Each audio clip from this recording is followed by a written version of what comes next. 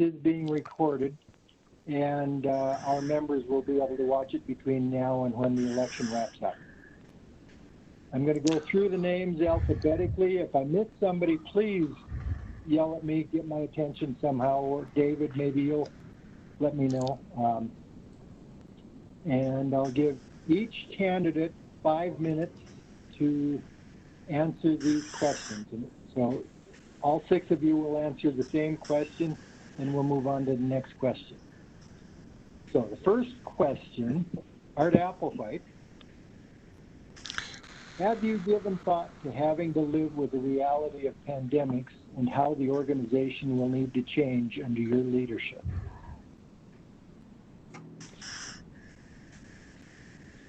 Well, it's hard to say. It's gonna be by locality. These things have to go since there's no national policy. Here in Texas, things are kind of bad. A lot of our members are older folks. We get a lot of young folks coming in to our office for the first time, and they might be carriers, let's call them. Long term, we're not able to have launches the way we used to. There's not going to be all that social interaction at close distances. That being said, here in Texas, burn bans are starting to kick in, so that's kind of overriding anything we'd like to do. Until the weather gets colder. Now, fortunately for us here in Texas, we can fly the year round when there's no burn ban on. So the winter is not really an impediment for us. The winds just change direction. That's all we have to deal with here. Winter. So not anything probably till November anyway to worry about. Now, nationally, since we're a national organization, that's going to have to be maybe a policy or at least a little guidance nationally on how launches are conducted. And then the local prefects are going to have to really think they should host launches. That's about as much as I've thought about it. All righty. Thanks. Over to you, Steve. To use the whole time. Thanks for your answer, Art. Bob Brown, same question. Have you given thought to having to live with the reality of pandemics and how the organization will need to change under your leadership? I have indeed given a lot of thought about it. As many of you know, we're still planning to host Airfest this coming Labor Day weekend. And it's been a balance of what the state and county and national health officials will allow us to do. Much like other states, Kansas is having an increase in COVID cases. And so what's acceptable today may or may not be acceptable in 6 weeks.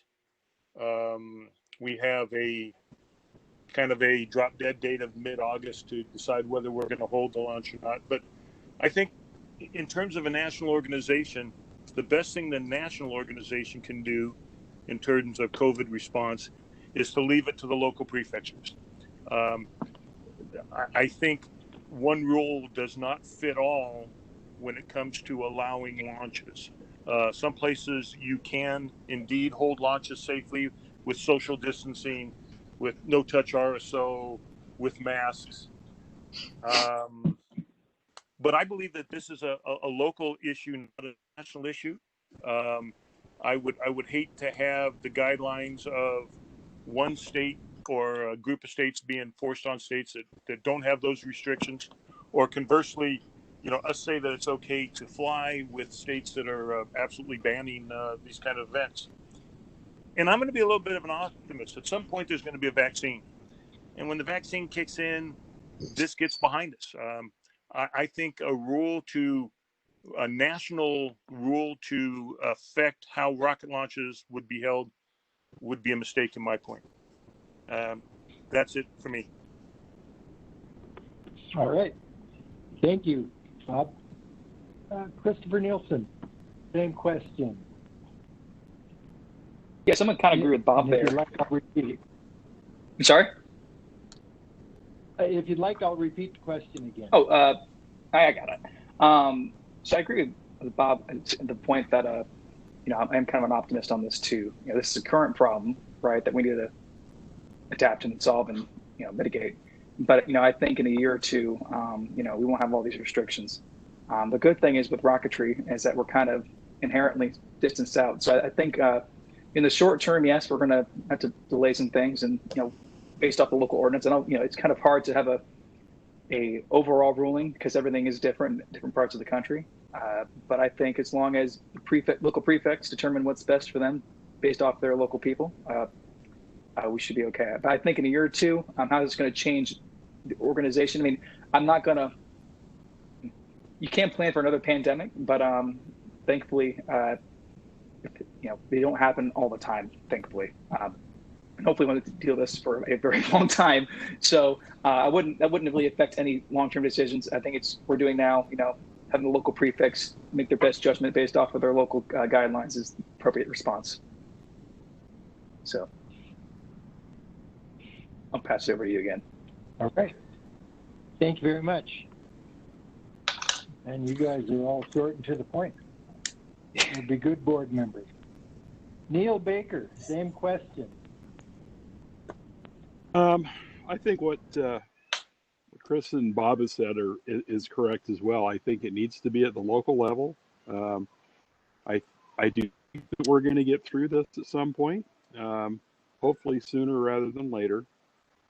But I think it's important that there's a procedure that all the prefectures know or understand. And I think in this case, if it's probably checked with your local health authorities to understand if there's any kind of concerns. That's it. If there, and which is what we have done with our launches, is called the county health department, confirmed what our rules are, and we adjust our launch to that. But it really ends up needing to be locally based decisions. I think as far as Tripoli goes, it's like anything else. We have to make sure that each launch has a waiver, each launch has permission from the landowner, and each prefecture or launch understands what their requirements are from the health department. Simple as that. I think we are probably going to get through this hopefully soon, and I think this is something that we'll probably be concerned with and will be in the back of everybody's mind for years to come. So we just need to make sure that we have this as a standard. I think a drop dead date for any launch is always a good idea. Lord knows we know how this has affected us as far as launches, and it's a tough one. You have to look at things like the infrastructure and who can attend and who's going to be able to travel to your launches and things like that. And it's a tough call sometimes, but I think as long as we inquire as quickly as possible and be able to adjust and zig instead of zag when we need to, I think we can all do it. It's important that it's on the local level as opposed to a national level. That's all I got. Okay. Thank you. Mark Burton, same question. If you'd like me to repeat it, I sure will. Hang on just one second, Mark. Art, I thought I saw you. Did you raise your hand a little minute ago?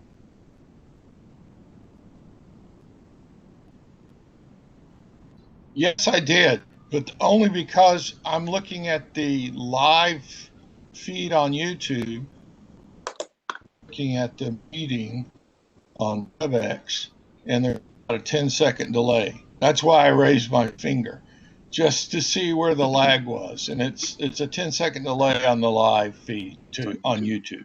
Yeah, that's so Sorry we to can interrupt. moderate what happens.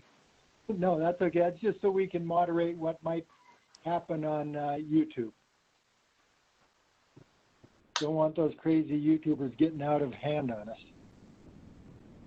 Okay, Mark, back to you. Sorry. Okay, I'm going to look at the specifics of the question, apparently originally posed by Steve. He says the reality of pandemics, plural. So I think he's looking at the possibility of future pandemics as well as the one we're experiencing today. So I wrote in my answer that it's all about adapting, that we have a different situation here, but we're adapting to still be able to launch rockets. I said that space research continues, and so will rocketry. We're not going to stop rocketry. Space research is not going to end. There can be certain accommodations for any kind of pandemic, and that could be masks, distance, taking temperatures. So another thing to think about is, when does the pandemic first start?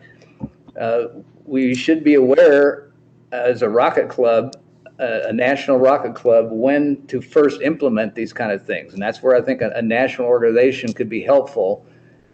We can think back to March when there was a lot of confusion, but now that we've experienced once, that we can do better next time. And then again, with the vaccination availability, it could be a long time between the time we find out about it and when we will actually have relief from all the restrictions.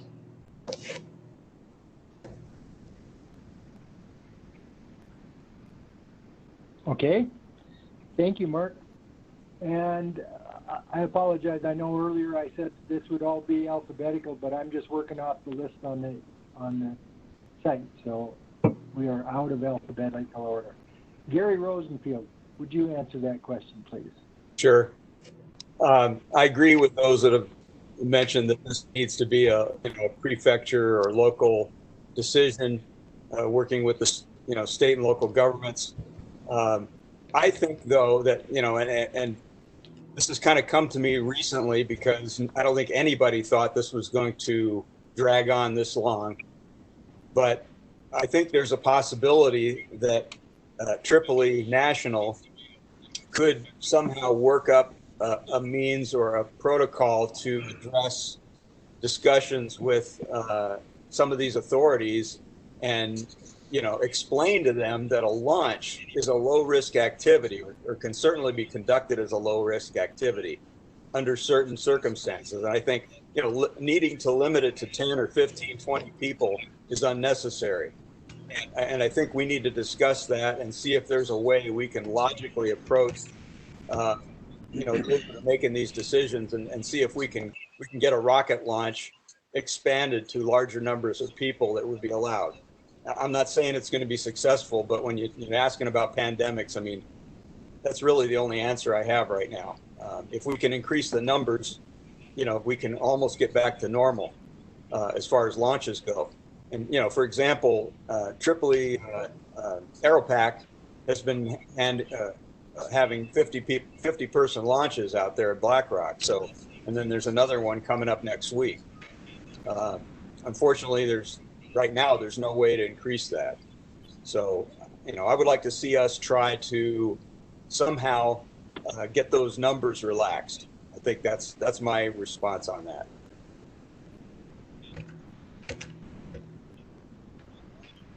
All right. Thank you, Gary. Yep. All right, we're going to start all over again with you, Art, and the next question is, how can we improve engagement with colleges?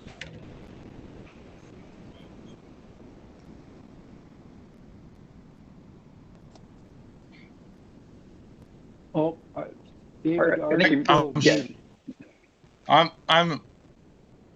I'm online now. Can you hear me? Yep. Yes, we can. Okay. Sorry about that. The key, I think the key to engaging with colleges, the first step is to let them know we exist. The NASA Student Launch Program has mentioned us, and I've been contacted by a local college student program, but there are other colleges around, but they don't know we exist. At least that's my experience. And letting them, I mean, sometimes it's gonna take some legwork on our part. We're gonna have to call colleges, try to talk science and engineering departments to let them know we're here. They're going to be a little chafed by some of our rules because they're not used to rules. So we have to be flexible too. My particular club, we had a launch at a local airport, which consisted only of the student launch team. And that worked out pretty good. I couldn't imagine trying to host a regular high power launch or research launch and also have the college team running around in all different directions without proper supervision. So it's going to take some work and time on our part to let them know we're here and to let them know the limitations and a little tolerant of their ideas. And they're not going to understand why the rules we have.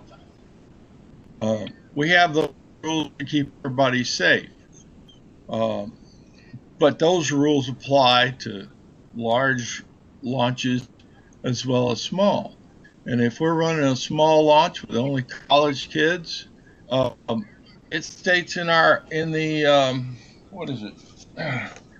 This thing that don't actually have to follow that rule. The NFPA.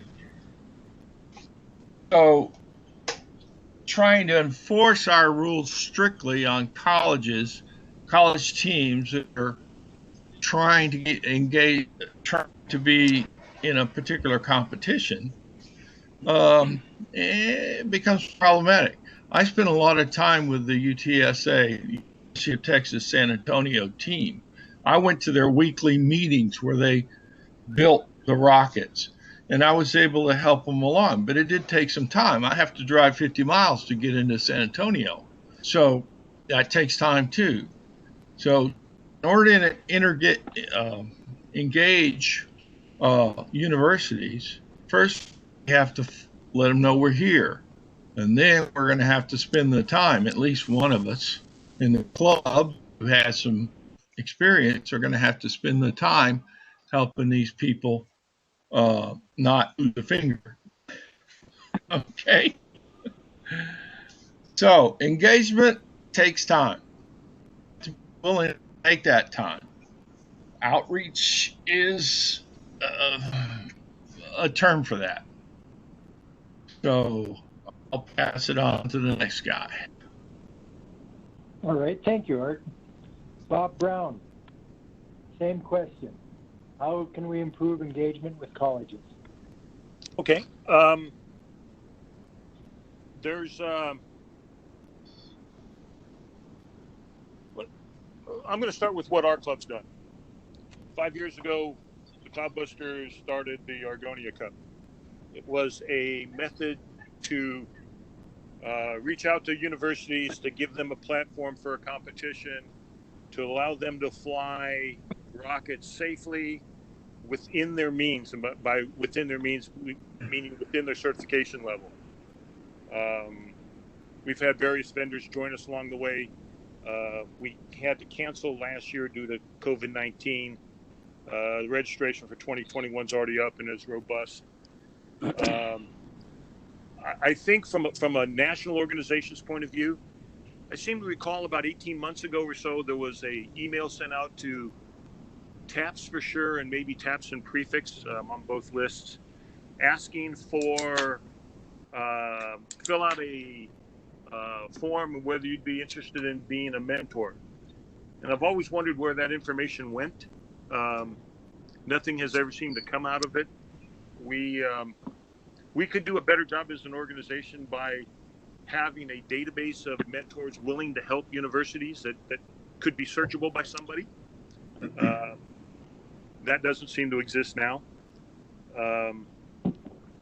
The challenge with some of these contests that the universities get into is that the goals run contrary to our existing safety codes.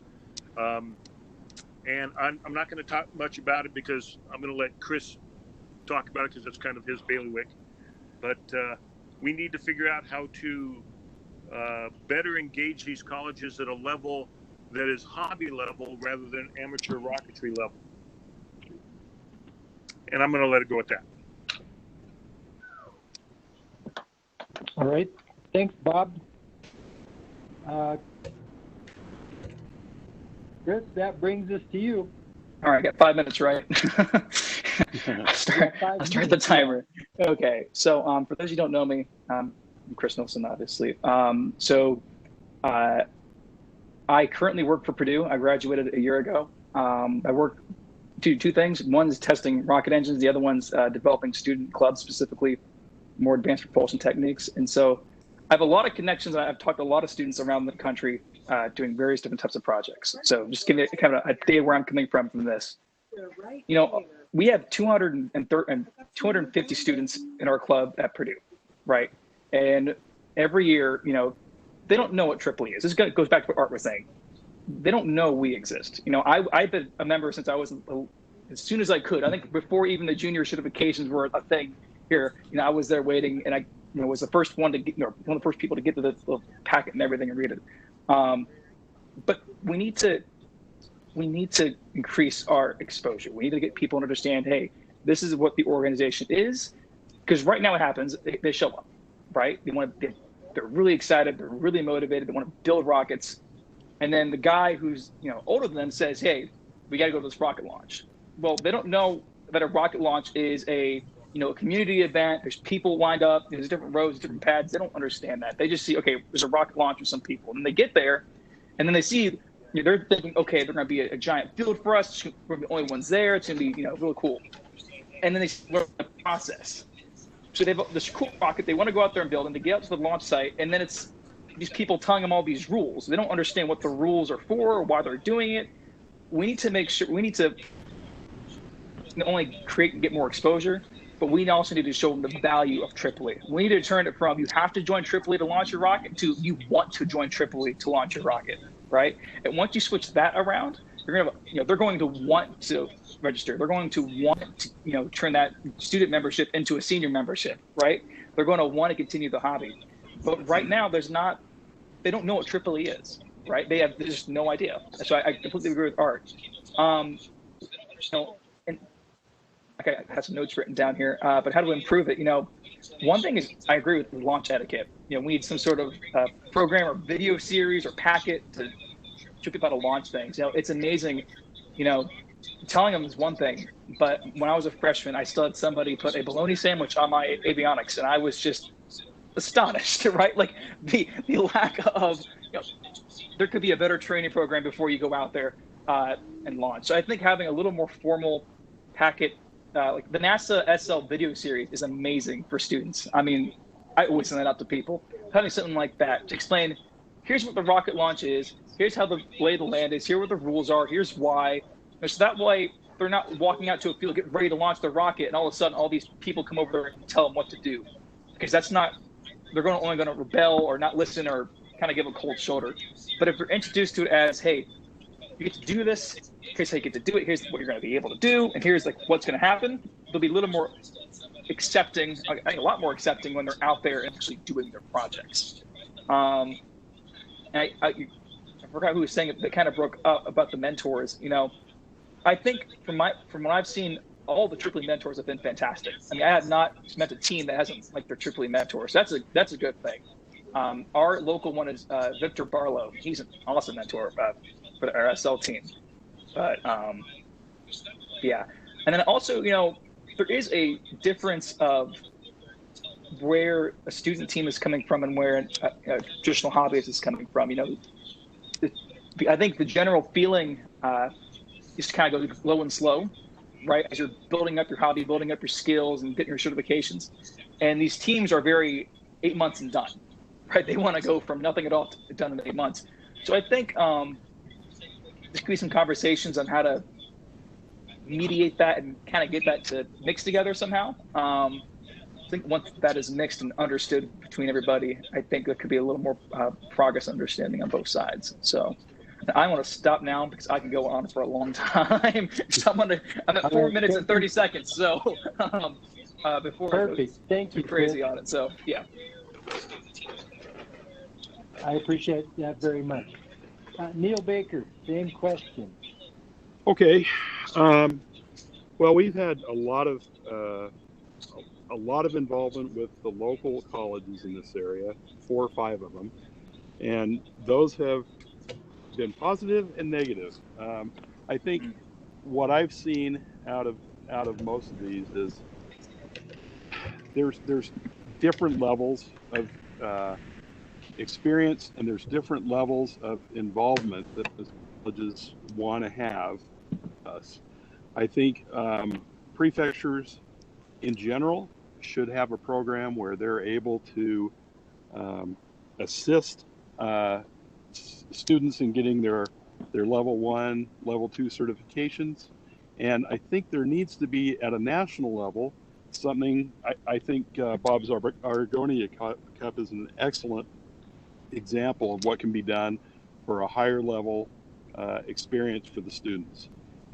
It doesn't necessarily make sense that we have every single prefecture doing these huge college projects. Maybe it does, but I think what's important is to have a liaison involved with each prefecture to each of the universities, and there is a definite need for a mentorship program. I know there's one that's kind of in place, but as Bob said, I don't know a lot about it, and I don't know where the information is on that. I would like to make that easier and more accessible, and I'd like to make the programs much more accessible to the students. Where do these students all learn about this stuff? The first thing they do is they start looking online. We need to make sure that people see Tripoli, understand what Tripoli can do and how we can help in their projects, and make it a safe, rewarding experience for all of those colleges. We have done hundreds of level 1 and level 2 certifications over the last 3 or 4 years for students, and it's exciting because it kind of brought new life into our club, and we continue to have a lot of those folks still come to our launches even though they've completed their program or they're out of the university. It's a great way to make friends for life, and a great way to keep the hobby going. So yeah, I guess in the end I'd say some kind of a well-documented, easy to understand mentorship program that Tripoli members can be part of, and some good, effective liaisoning between the club and the universities. I don't think there's a lot of communication between the universities and the club itself, at least at this point. We've tried to do that, but I think we could do better. That's all I got. All right. Thanks, Neil. Mm-hmm. Mark Burton, over to you. Same question. Yes, for those familiar with the Spaceport America Cup, it's been held here in New Mexico for 3 years, and I've been at every single Spaceport America Cup competition as a judge and made dozens of contacts with international colleges, local colleges, colleges across the nation. So there's a central place now where we can meet a lot of college students. And one of those colleges this previous year was UNM, which was here locally in Albuquerque, that we invited to launch with our club in months prior to the Spaceport America Cup. So they brought out their big rocket, they brought out smaller practice rockets. So they got involved in the club.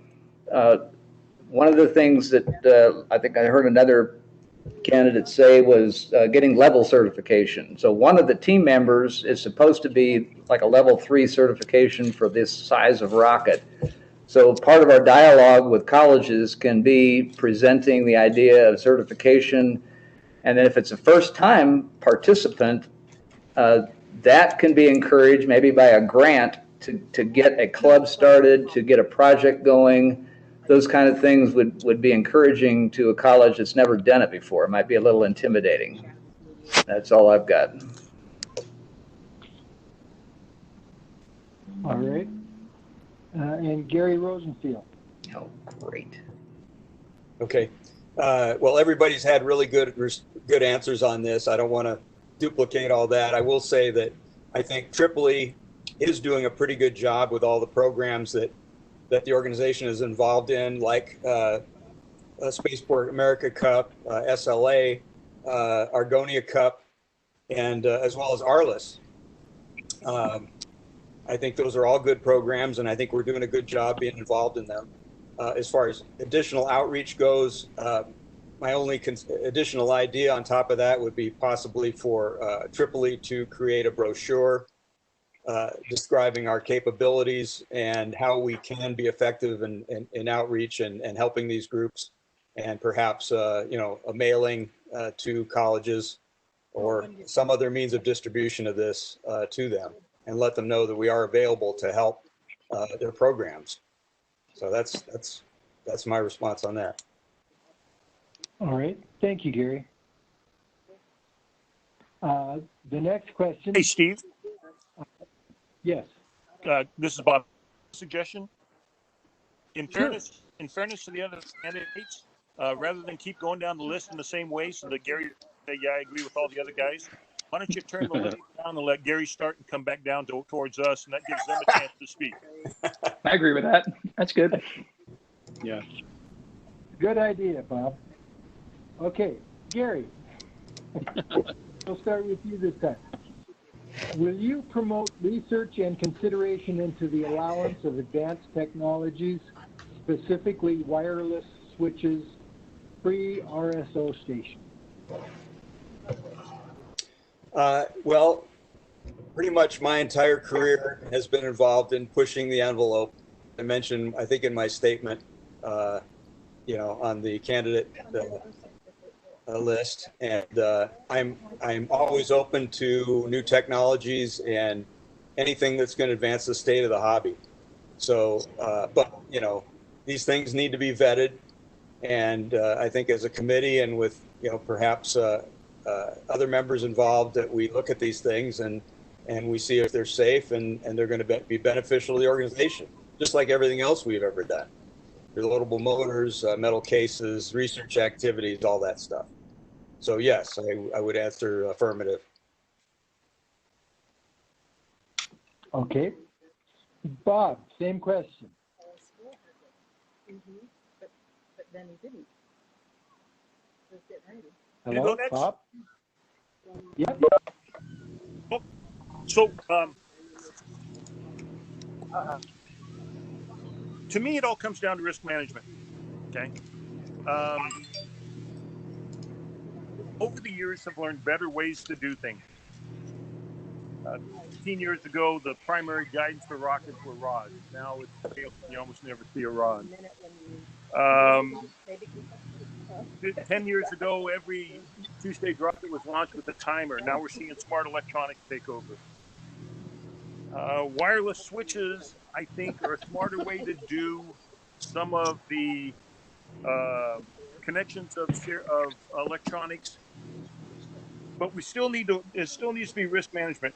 And the fear I have is that someone's going to drop a powered electronics or a powered head-end ignition sustainer motor on my RSO table, and we're going to have an event on the RSO table.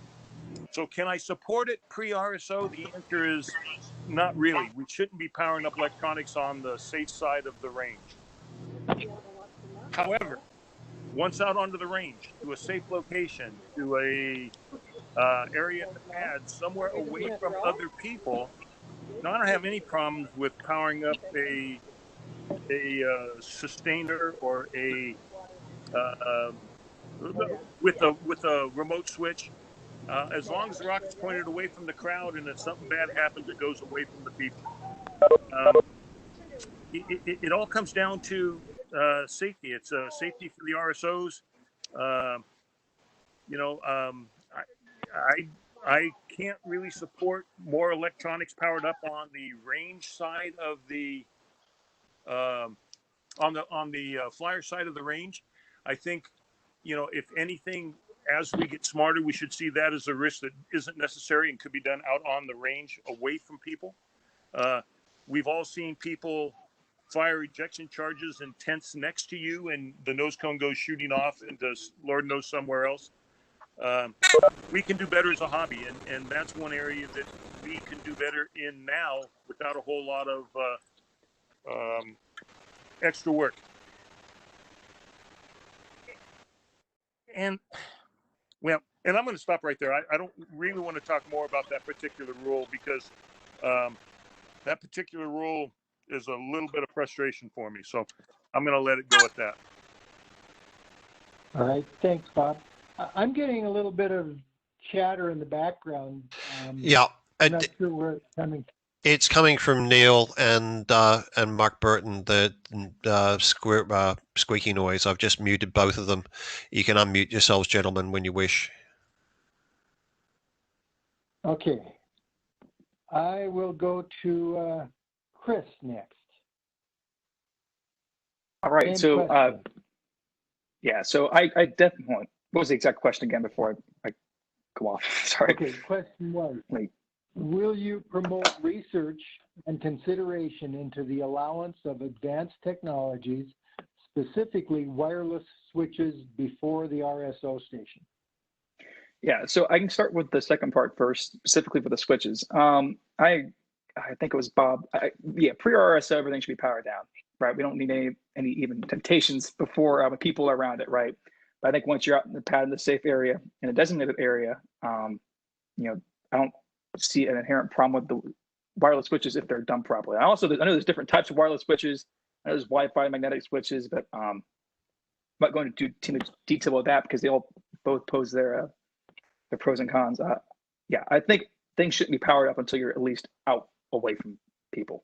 I think there's too many examples of what happens when they don't. In terms of promoting advanced technologies, absolutely. So that's one big thing that I'm in. There is, especially with student teams, there is a massive. I think there's a massive boom in kind of our hobbies, technology, in the next couple of years. For example, there's one Slack channel with 724 college students, and they're all sharing information with each other, not just, but basic electronics, but, advanced, I don't say guide, advanced, stabilization, the different types of propulsion techniques, different types of, recovery techniques, and they're all sharing information back and forth between each other. And it's kind of amazing how far they're coming along, and how, I think you've all seen these competitions too. The competitions today weren't the same as they were 3 or 4 years ago, especially with 3D printing. They can do all kinds of crazy geometries and stuff inside. So I think there's not one policy that I could say right now that could solve all those problems. I think it would just have to be a series of comprehensive, procedures we're going to have to come up with to figure out the new technology comes around, how are we going to look at it, how are we going to approve it, how are we going to deny it, to go with it, because it's going to the tech's going to come faster than we can police it, right? It's just, we're not going to be able to stay ahead of everything unless we really fancy surveillance and where they're doing the stuff at. But yeah, I just think we should be prepared, make a plan on how to, if a new technology comes up, how we're going to review it, how we're going to test it, and how we're going to make a policy on that. I think just saying, well, I don't know what that is, and therefore I don't want to do it, is not a healthy thing, because people will turn away and they'll go somewhere else, right? Because the last thing we want to do is, not police any tech. And when I say technology also means different propulsion systems too, specifically liquids, which I'm sure can be a conversation soon. But what could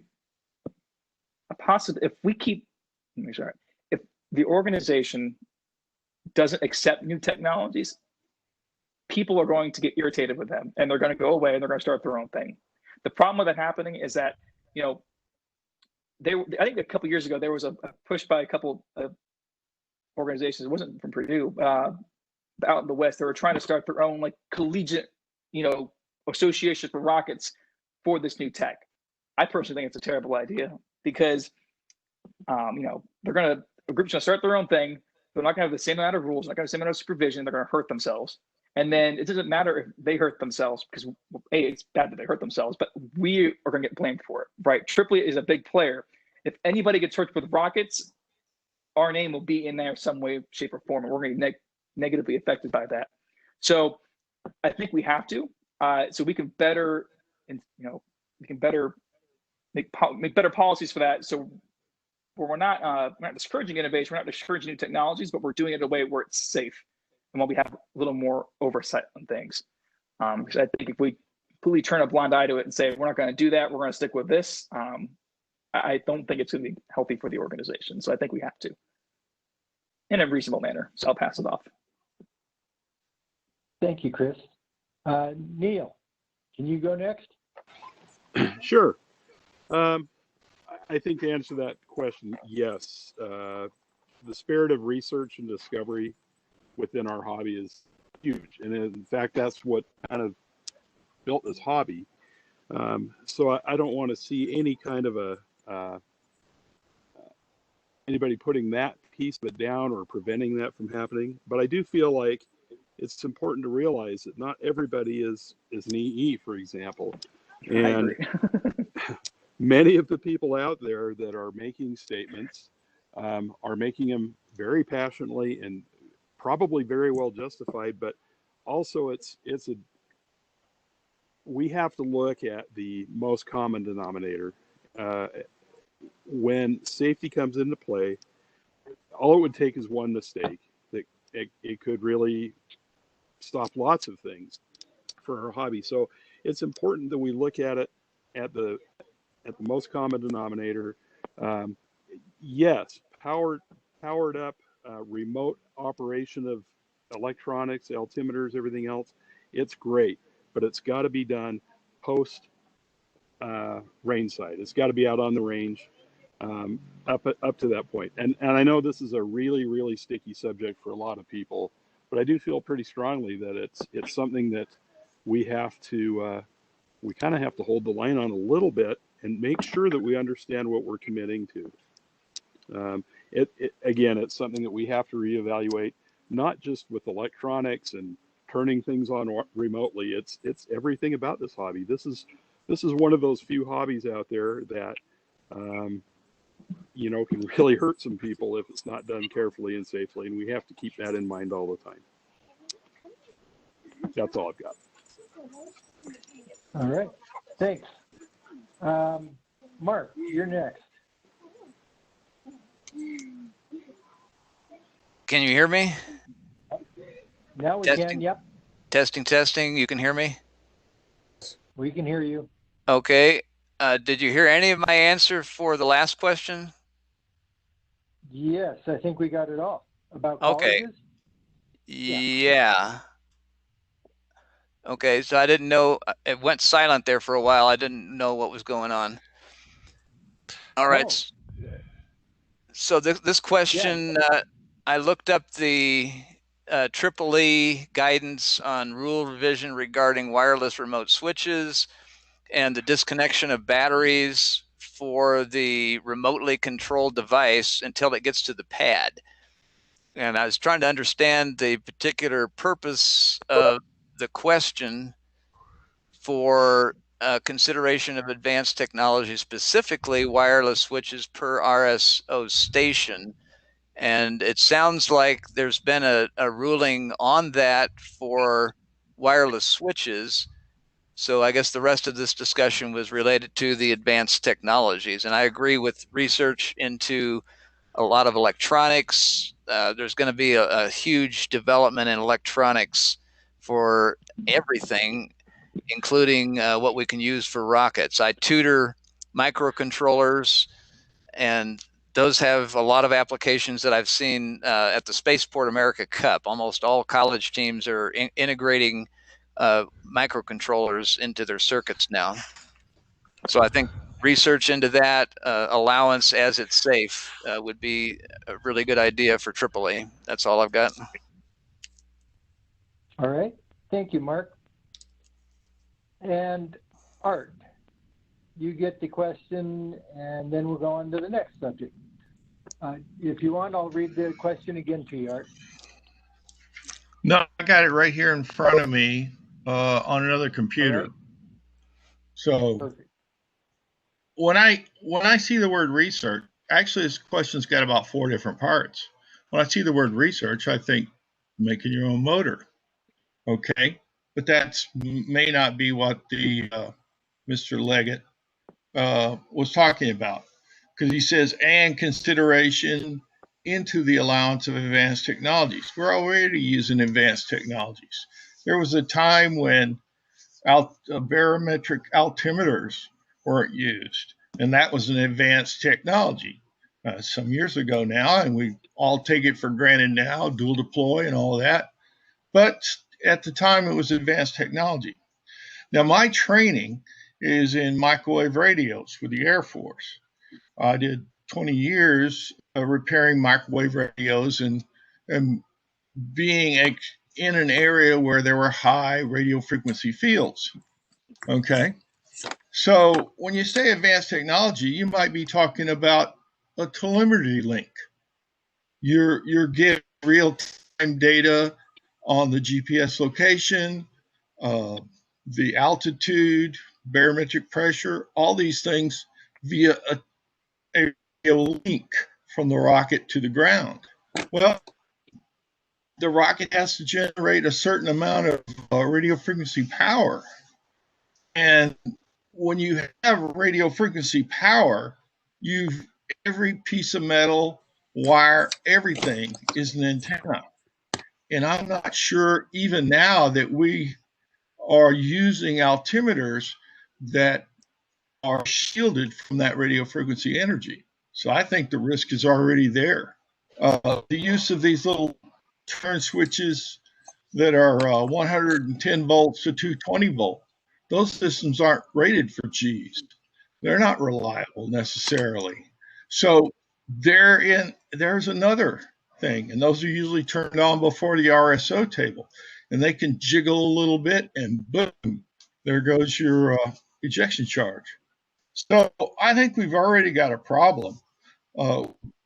We don't even know, for example, an RSO doesn't know that a quick link has been attached to the parachute when we're checking the rocket at the RSO table. So we've already got a problem. Now, the solution for that, I don't know.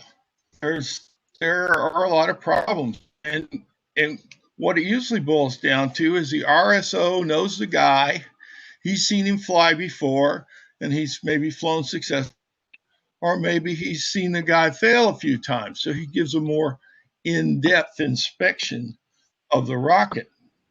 And that's kind of how things work, or I've seen them the way they work. Now, does that mean that the experienced rocketeer that has never had a failure won't have a failure the next time around? No. So we call it risk management. The risk is always there, and it's in every part of the rocket, from just the shock cords and quick links and how good the parachute is to advanced technologies, if you want to call them that. RF remote switches aren't really an advanced technology. They're decades old. But the way they've been miniaturized and used in rocketry may be new to some people, especially RSOs who haven't had experience with them. But for some of us, these technologies are just another failure point. So if you're going to, I think NASA goes by, well, how can this fail? How can this fail? How can this fail? And you go from individual systems, you break it down into individual parts and see what the probability of a failure is. Now, the RS doesn't have any of that information. All he has is a guy standing there impatiently with a rocket. He has certification. That's the only real check on anything. And the certification process can be quite subjective, I think. There is a rule. If the certifier can fail a certification for any legitimate reason. Now, that's getting off subject, but legitimate seems to be a rather nebulous term, but that's in the certification rules. So you got a certified flyer. He's got something in his rocket to create a deployment event, and you don't know how reliable that is as the RSO. So the answer to that question, gee, we're already there. The remote switching is just another layer I probably already have. Okay. All right. Thanks, Off Art. my soapbox now. All right. Next question. Real quick before we, sorry, Steve, before we leave this question, I don't know if you want to save this till later, but kind of it's the same topic. I know a lot of people are now trying to thrust effector controlling for rockets. I want to know if you guys want to discuss that now or potentially later as another question. Let's try to do it later. Let's get through at least the last question that I didn't provide. Okay. Which is the next question. Okay. The next question is from Tom Petter, and his question was, what are your thoughts on replacing Rockets magazine? Tripoli report fills some of the gap, but is not the same when it comes to content and as a means to attract new members. And this time we're going to, let's see, we'll start this time with Neil. Okay. See if this keeps working. Okay. You know, Rockets Magazine was a fantastic publication. I really enjoyed it. It's an expensive piece of material to create, and the distribution of it is a challenge as well. I think Tripoli would be served better by having more of a presence on the internet, social media, and some kind of an electronic organ focused on monthly articles and information. It could be a very high quality production, just like we have in a magazine, but online. I think the reach will be far better, and I think the acceptance of it will be far better. This is a challenge we've had even in our local club. You know, we put out a newsletter on first it was monthly, then it was bi-monthly, then it was quarterly, and everybody enjoyed getting it. The postage was expensive, the printing was expensive. It was a lot of work to make sure they had all those articles. But in the end, it was something that they had in their hand, and that's nice. It's people like having something that they get. It's a deliverable to them. But in the end, I think we can serve everybody much better and create a lot more excitement by doing an electronic publication of some kind. And maybe that publication can be tied to a lot of different sources and a lot of different online services, so that it's not just available in one place or at tripoli.org. It can be available and reachable through a lot of different places. I think we would be serving the community better electronically than we would with a print magazine. As far as the quarterly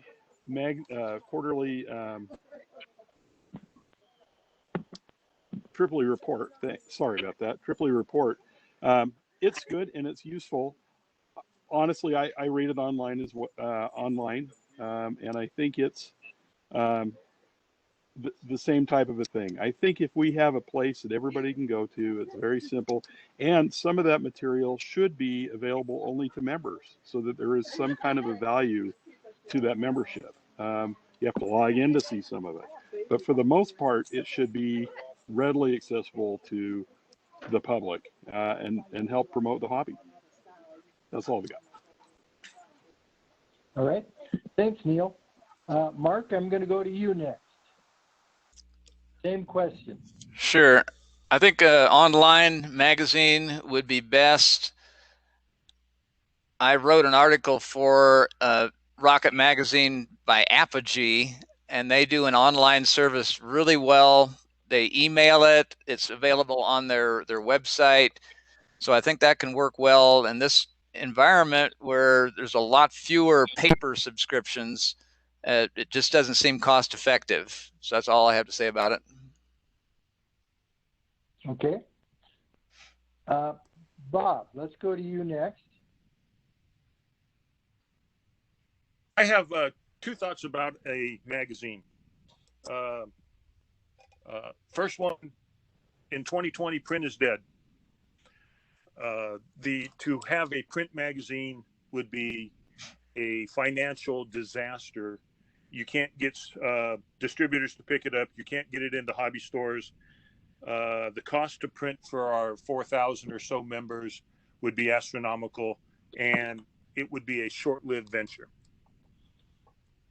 Second, I do support a Tripoli provided magazine of some sorts, either in expansion to or in addition to the Tripoli report. You know, it'd be awesome to see it every other month, 6 times a year. Quarterly would be okay with me. But that takes me directly to my second thought, and it's the old adage, you get what you pay for. Right now, there's a bunch of volunteers who, God bless them, devote hours and hours and hours of time developing that content, putting the magazine together. Maybe Tripoli should look at hiring an editor and paying writers for materials. There would be a cost to that, but there would be a return to it because there would be fresh material every time. It isn't. I mean, Tom Blazanin has done a fabulous job. Tom and Ken Good and all have done a fabulous job on the Tripoli report over the years. But maybe what we need is actually a financial incentive for folks to write interesting articles, and that way we get new content.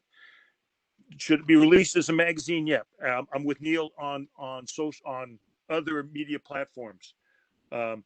I wouldn't be opposed to a monthly article or two showing up to our website so that it would draw people to our website on a monthly basis rather than a quarterly basis or a bi-monthly basis. You know, anytime you can draw people to your website, that's a good thing. That's a marketing strategy. I'm all for it. I think it's going to cost us money as a organization. The downside to that is with all programs that cost money, where do you get the money from? Do you take it from, you know, do you eliminate programs like the PIP program that helps a lot of prefectures? You know, I'm not sure. I'm not privy to the finances, or let me rephrase that. I'm privy to, and I'm not up to speed close enough on the finances. Could we afford that? You know, I don't know, but we could certainly look at it and determine how best to do it. An electronic magazine would be a benefit to the club. I'm done. Art, let's go to you now. Same question. Basically what they said. Yes, we need to move out of paper and into pushing electrons around. Content's going to be a problem. Editing's going to be a problem.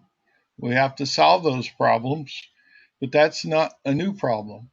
It's hard to get, when it's in print, to get people to provide articles, and I'm sure it's a real chore for the editors to go through every month and do it. Paying somebody to do it, if they're talented enough, yes. It shouldn't be a welfare program just because somebody's out of a job.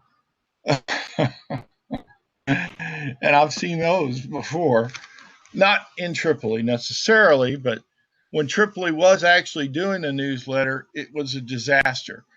There were issues promised but never materialized. So, yeah, we need to do something that's easier than trying to print a magazine and mail it out. Now, I'm going to say the N word, NAR, has been using, they have a Rocketeer magazine that they put out monthly, and they email it to all the members that have email accounts. And that works pretty well. At least it gets information out. They have minutes from board meetings. They have announcements of national launches coming up, and that's very helpful. Having a link on the Tripoli website to a Tripoli newsletter that isn't behind a firewall, membership firewall, might help when people want to say, hey, what's Tripoli all about? Do we want to get involved with these people? Well, if they see that we're transparent about things, they might be more interested. But definitely go electronic, online. That's my 2 cents. Okay. And Gary, to avoid you being last, I'll go call on you next, and then I'll call on Chris. Okay. Well, as some may or may not know, Tripoli, I think it started last year. I can't really remember right now, Steve. It's like time has been dilated or contracted or something here. Was it last year or the year before we actually started a discussion on Tripoli looking into a printed magazine? And it was the year before. Yeah. Was it the year before? Okay. And I believe Ken Good was looking into that, and so I think that, as far as I know, that's still on the table. I personally like the idea. I think that the magazine has been a good thing for the NAR. I know I personally look forward to receiving the NAR's magazine when it comes in. I think part of the problem with magazines in the past with Tripoli was, to the best of my knowledge, I don't think Tripoli was ever really in control of maybe it was in the very beginning, but not after High Power Rocketry and so on.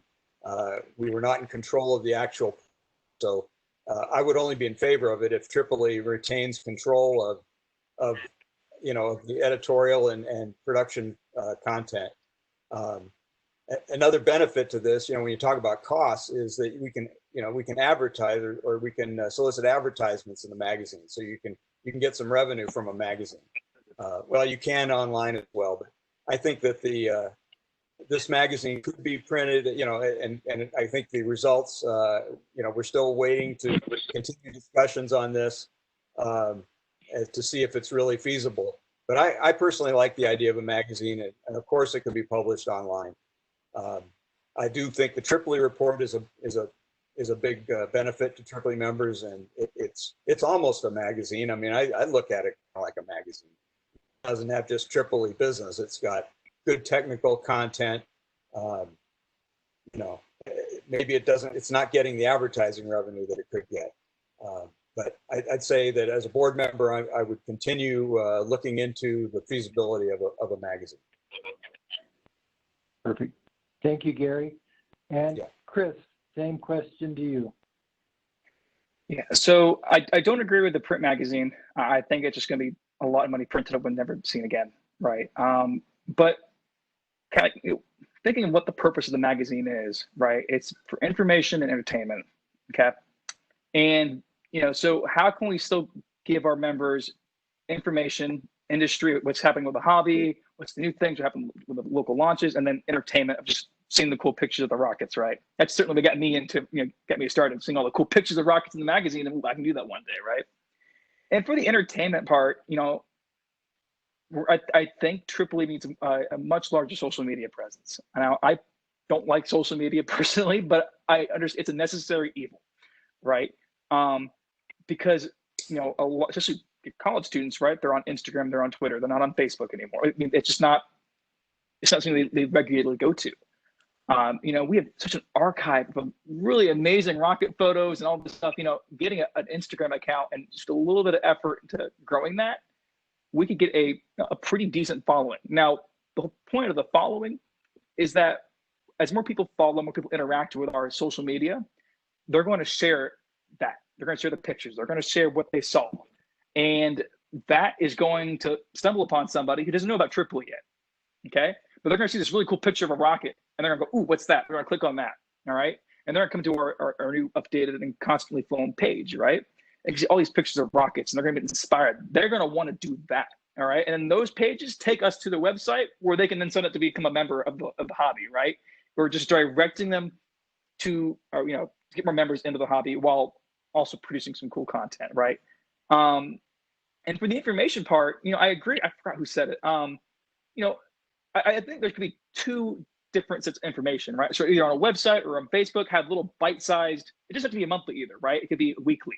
You have little bite-sized articles. There's gonna be a whole, 10 or 20 articles, but bite-sized on like Facebook or whatever, right? And then those are just light information. Here's this cool altimeter and everything.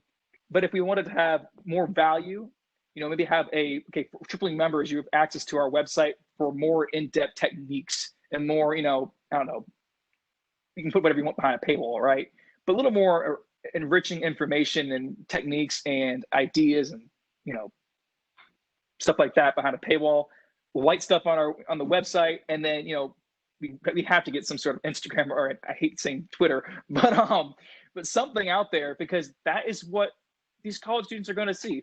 Right. And, I looked at, NAR's social media, and, they have an Instagram. It's not too big, but, it is amazing how much of a following we can get with a little bit of planning. Our little club, when we were still a couple people, we were able to get I think it was over 1,500 at one point, just because they were clever in how they shared information. And that's a couple of kids, right? An organization our size, with all the cool content we already have, can easily get a large following, get our name out there more, and just give, I guess, an updated look on, hey, you can do this. And the cool thing with social media, that it's free. And so that's my favorite word.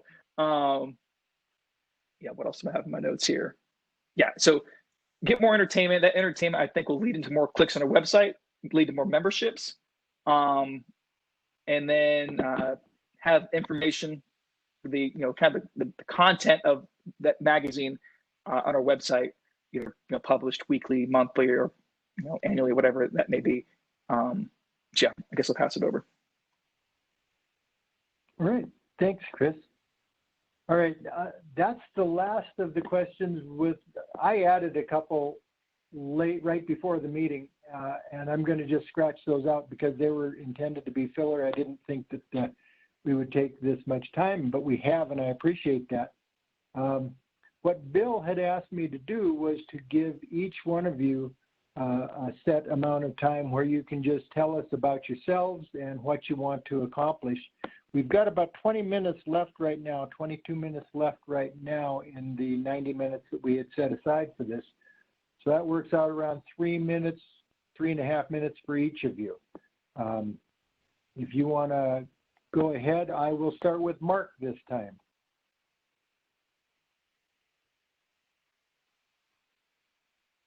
Unmute. I guess everybody can hear me okay?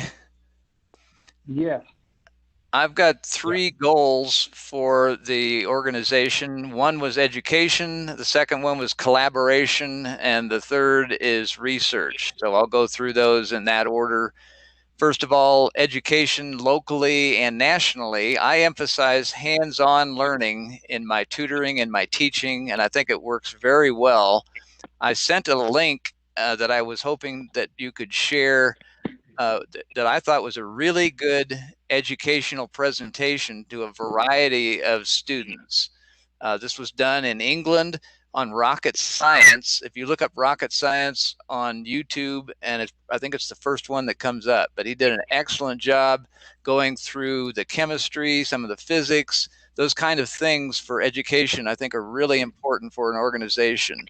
I'm involved with rocket workshops with the city of Albuquerque. If you go to the City of Albuquerque website and look up rockets, that organization comes up. They schedule rocket workshops around the city, around the county, and I lead those workshops, and every city can have something like that. This city provides adventure leaders to help with building kits, launching rockets. So we've got a really nice program here in Albuquerque that could be duplicated in other cities. Another education program that I'm involved in is the Tripoli mentoring program. My student Scott was the first one that I worked with that did the test. He built the rocket. We did the design, and he was very, very happy with his launch. He was ready to jump in and do more. Only he's only about 16 years old, so he's ready to do his level 2 right now. The next area is collaboration. We talked a little bit about the colleges, but also about the clubs across America, to talk more with those clubs. What are they doing? What kind of research are they interested in? And then international students with possibly online meetings. When I tutor internationally, and I can get on with students around the world. And I think the same could be done with Tripoli for collaboration. And last of all, we addressed research a little bit with that question on remote switching, but expanding research into the areas of fuels, oxidizers, electronics, materials. I've got a degree in aerospace. I'm very interested in these things. And I do a lot of work with sugar motors right now. I'm preparing a J-class sugar motor for my level 2 rocket that I launched back in September. CubeSat technologies, that's large with the Spaceport America Cup launches right now, because that's a nice package, and there's interface technologies that can be expanded. Last of all is I work with the New Mexico Science Foundation. It's a nonprofit, and that kind of organization can also reach out to other groups that may be interested in research. That's all I had. All right, thank you. Chris, I'm going to go to you next.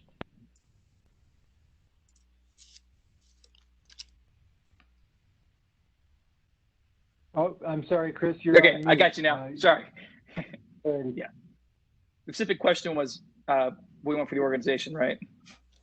Or about ourselves? Well, specifically, talk about yourself. What do you want to accomplish? Sorry, it's been really in and out here. I'm in the basement right now. So, okay. All right. So, I'll go over myself real quick. It's kind of a funny story. I started this hobby in 6th grade. You know, I found Tampa Tripoli. They're an awesome group of people. I started building rockets out of PVC and metal, which I was told very sternly, not so loud, but anyway. And then it got bigger, and then parents were like, it can't be that big of a deal. And then they got bigger and bigger and bigger. And then senior year, right before I came to Purdue, got my level 3. Got to Purdue. I was so excited to build rockets. We didn't have a team. For the first 2 years, I ran teams into the ground, complete dumpster fires. And then we started the liquid competition, what I learned. And like I said before, we grew it into a nice little 250 group student team. We compete in SSL, Spaceport, Far Mars, and then Base 11.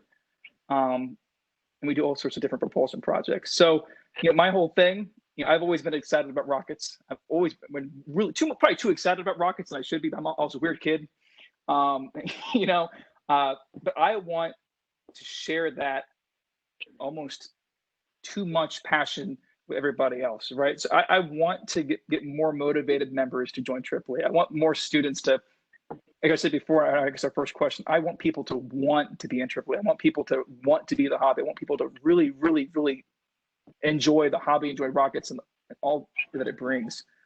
So yeah, that's kind of me in a nutshell. Yeah, I currently do a lot of liquid stuff.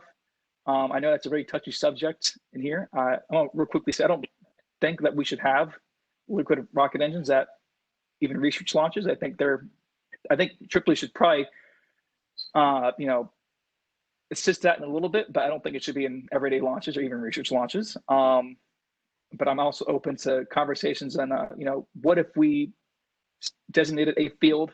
Because there's fields on the West Coast, right? There is plenty of desert on the West Coast, but east of the Mississippi, there's not a lot of places. And so that really gets a barrier to a lot of these teams because they don't have anything. They have to spend 20 grand to get them and the rocket and everyone out across the country after they spent all this money building the rocket. But I think, you know, we could designate a field, a day with certain people to facilitate more complex rockets, more complex hybrids, more complex liquids, or any other more complex project this side of the East Coast, you know, maybe once or twice a year. You know, it would be difficult. I know there's a lot of insurance concerns. I guess that would be the only thing only really out of left field thing I would again talk about. Definitely not saying we should have liquid rockets at even, like I said, even the amateur research days. But looking into Tripoli facilitating some sort of 1 or 2 day event every year to support more complex projects. But that's kind of the only crazy thing I want to bring in. Really crazy thing I want to bring in at least. So I guess I'll pass it over. All right. Thanks, Chris. Art Applewhite, your turn. Okay. I started model rocketry when I was 10 years old. Here it is 59 years later, and I'm still doing rockets. Now, when I was 10, I only flew kits, but I really wanted to build and fly a Mars rover. Not Mars, what is it? Snooper. But it was beyond my skill at the time. I'm seeing Gary up here instead of me. Is that a thing? Well, it depends on what you turn on for your view. When you're speaking, you don't necessarily see yourself, but we see you. Okay. Okay. Yeah. I guess it's also the lag on YouTube that's throwing me off. So anyway, I've been doing model rockets for a long time. I had to take a 30-year hiatus while I was involved with the Air Force, but and overseas, they take a dim view in Turkey if you start shooting off rockets. Plus, the military postal system doesn't want to see explosive devices in the mail. So there was a while when I couldn't do rockets, but I started back up in 2001, and I looked at things and I said, "Wow, fins and a nose cone, 4 fins and a nose cone. Is there anything else?" And then I saw somebody doing saucers, and I said, "Wow, that's neat. That's not something I've done for 40 years." So I started playing around with that, and there's a lot that can be done with airframes. I know people like to concentrate on motors, and in research they like to use different propellants, but really it's almost it's like making pancakes almost. You get a recipe, you mix it up, you pour it into a mold, and you're doing what everybody else is doing or somebody else showed you how to do.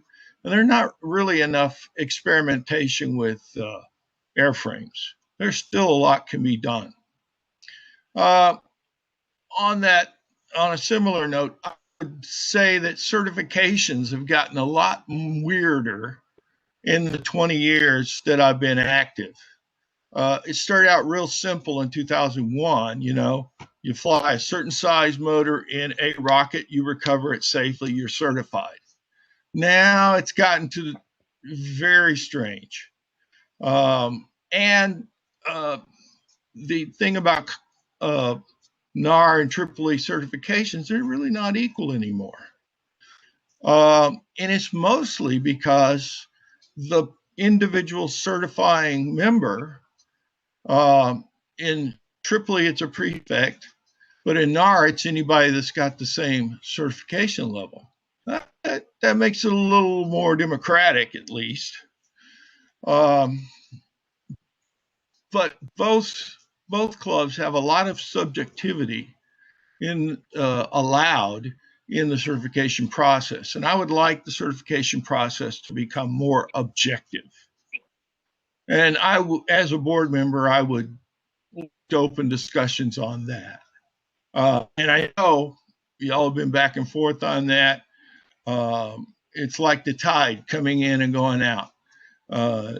People want less restrictions. People want more restrictions based on their own personal experiences. I would like to see something that can make it objective.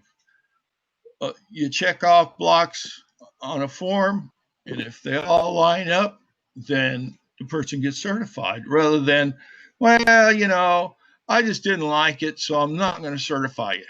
And that happens. Also, it requires a lot of hand-holding. Many certifiers want to establish a rapport with a rocketeer. And when you have as few launches as we have over such a long distance, people coming in from, especially in Texas, from 400 miles away to get certified, they don't have the opportunity to establish a rapport with their certifier. They know what the website says, they know what the rules are, they can read that, but when they show up for a launch and either the effect's not there or anybody that could certify them doesn't feel like doing it, then they made a long trip for nothing. Now, granted, yeah, it's on them to get a certification team, but it's hard. It's a hard thing to do. You don't know. This goes back on the list of mentors kind of idea for colleges. We need a list of certifiers that can be posted on the prefecture so that people know geographically who they need to contact when they live 400 miles away and they can only show up to one launch a year. So I'd like to see some movement on that front. Okay. All right. Thanks, Art. Neil, your turn.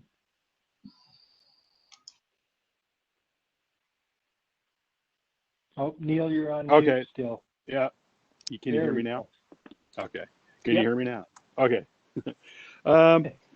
As I've listened to everybody, I think there's a common goal. I think we all have passions in this hobby. We're all thinking about certain things that really appeal to us a lot. And I'm trying to think of that because I'm by far not the most advanced rocketeer. I'm not I've flown for years, but I'm pretty vanilla when it comes to rockets. And by the way, I like pancakes, just to mention that. But I think that if I was going to say any one particular thing about this hobby that I really like, it's the interactions and the people I've met.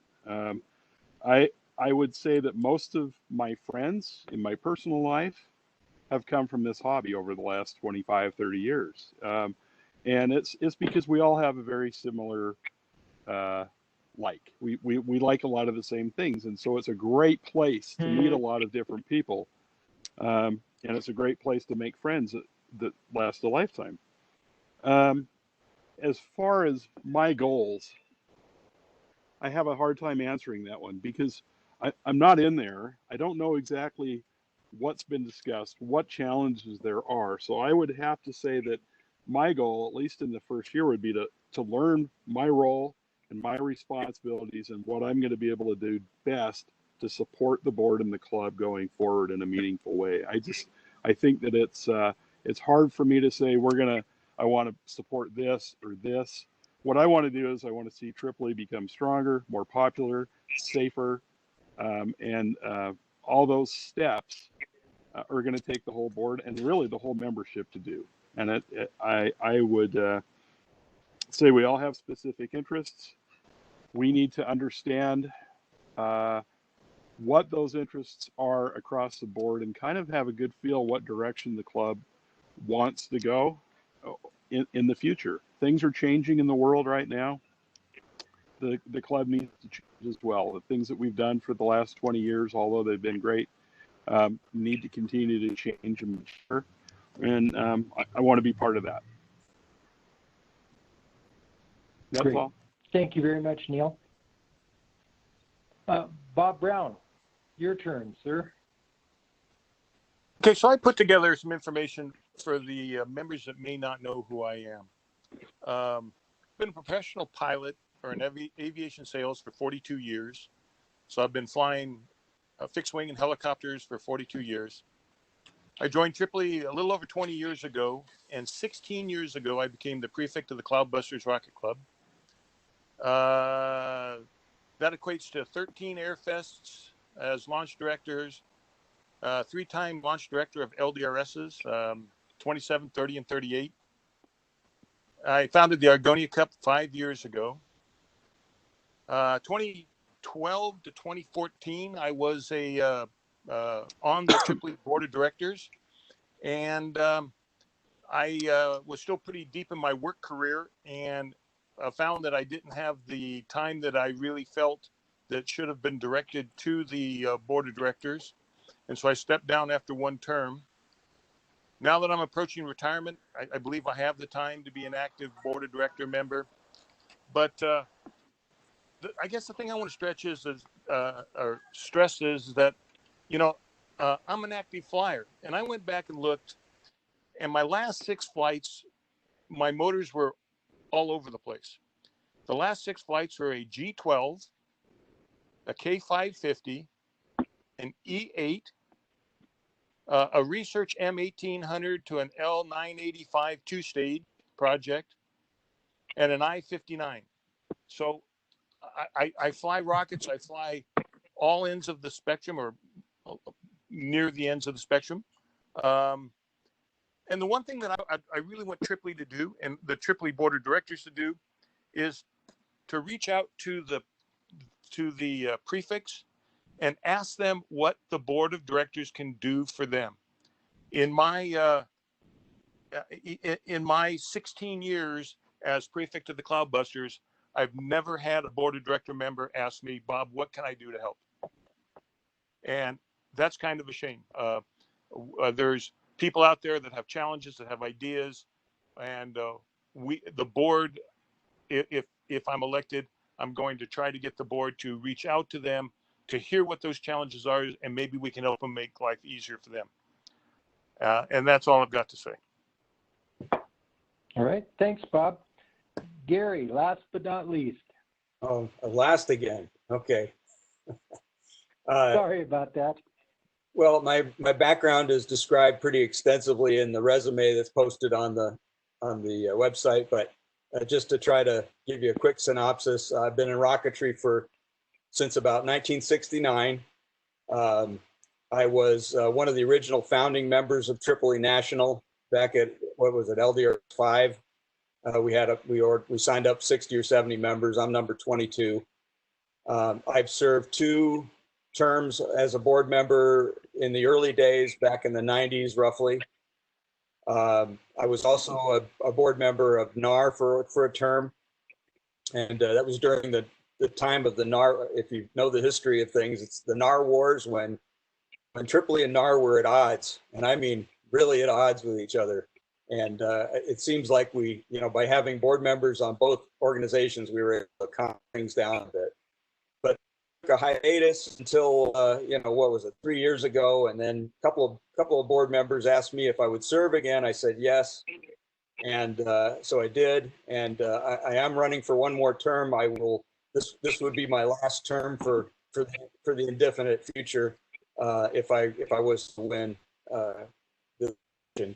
But as far as a lot of goals I could enumerate, I'll just go through a few of them that I would be pushing for this term. Certainly, as we've already discussed, with regard to the pandemic, we need to find and discuss some ways to try to mitigate the effects that we're having right now. That's pretty short-term stuff.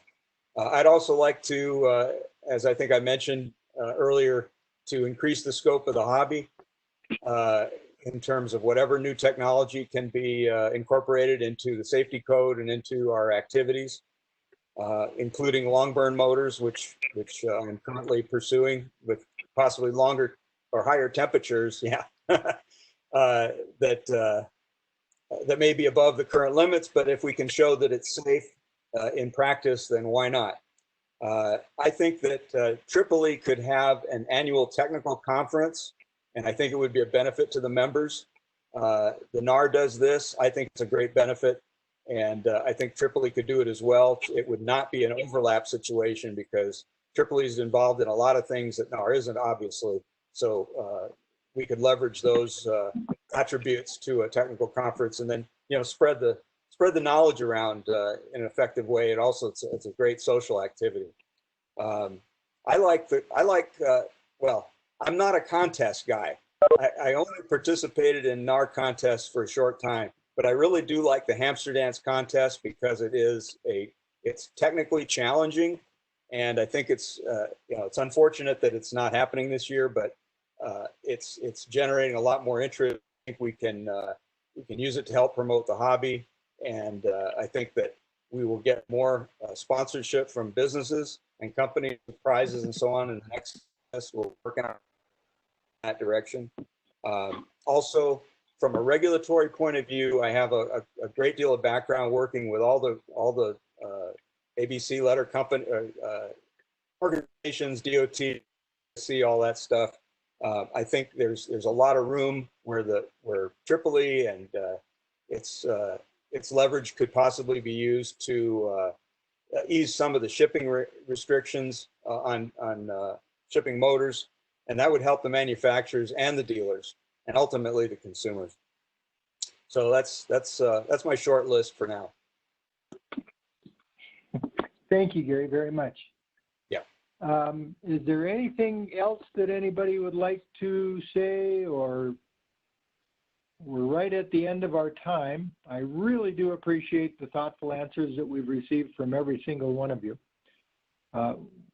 When it comes time to the annual meeting, and I'll be reaching out, I had planned on reaching out to the 5 of you who are not currently on the board, because Gary, of course, is on the board and he heard a discussion about this last night. But this might not be a bad time to at least briefly mention it. The way that the meeting works is, first we have the annual meeting where we tell the members what the status is of our organization. And during that meeting, we will keep the election open. And then right towards the end of the meeting, I will ask Bill Riley what the results of the election are, and we will announce it right there. Then we will entertain some questions, possibly from the audience, and immediately after that, then we will conclude that meeting. We'll adjourn that meeting, but we will immediately start a new special meeting. And the special meeting is where the people who won the election will take their place on the board, along with those of us who are in the other 2 cycles. And together, the 9 of us will elect the 4 officers going forward for the next year. We'll take care of the nominations and we'll vote for them. And at the end of that, we'll adjourn that special meeting, and that'll be the end of the evening. It would be good if all of you were able to join just the way that you have here tonight. And we'll make sure that as we go into the special meeting, we'll say thanks to the members who are stepping down, and we'll welcome those of you who are taking your new positions. Are there any questions about any of that? All right. Well, again, I really appreciate everybody's help tonight. You all kept it short and sweet and answered very good, gave very good answers to the questions. So I appreciate that. I think that's all we have, isn't it, David? Sorry, I'm on mute. Yeah, that's all we have for tonight. So I'll stop the session. Well, we can wrap the session up. Thanks everybody for your cooperation, and the live stream will be available up on YouTube for replay shortly. All righty. Oh, and Mark, about your oh, you're welcome. Mark, about the YouTube link that you wanted to share. Right. We discussed that. And we really didn't, you can tell right away that we really didn't have time to display it during this meeting, but we will certainly add it into your candidate statement on the website. Okay, thank you. Yeah, Mark, I'll also put it into the description for the YouTube replay, so that way it'll be there for them. Right, thank you. Yeah, and if there's anything anybody else would like to have added like that, let us know, please. Okay. All right. Thank you. All right. Thanks, everybody. Very much. Thank you, candidates. Very much appreciated. You bet.